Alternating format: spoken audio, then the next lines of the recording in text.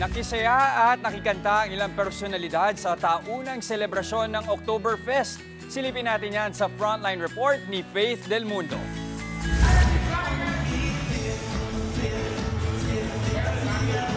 Sa tugtugan, sayawan at outfit, aakalain mong nakijoin ka sa isang party sa Germany. Pati kasi ang pagkain from cold cuts, cheese, sausage at main course, German ang datingan. Pero ang lahat ng yan, ginanap sa isang hotel sa Quezon City para sa taunang Oktoberfest. Siyempre, hindi yan makukumpleto kung wala ang overflowing beer na mula pa sa Germany.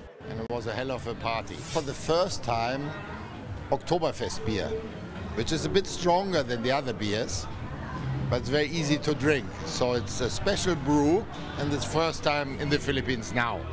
Ang mga German food na achieve dahil ang head chef abay purong German. Serving authentic German food, starting with cold cuts, of course, which we are doing in cooperation with a local butcher, which is using our recipes, which are traditional from Germany.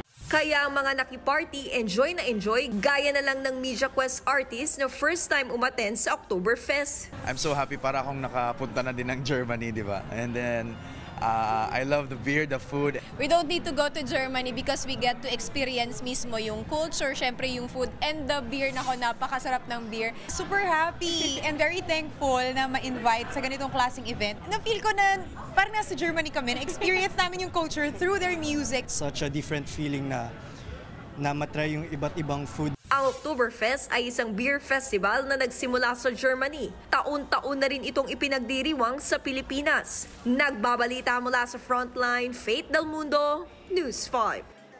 Mga kapatid, Jess De Los Santos po. Iba na ang may alam at may pakialam sa panahon ngayon.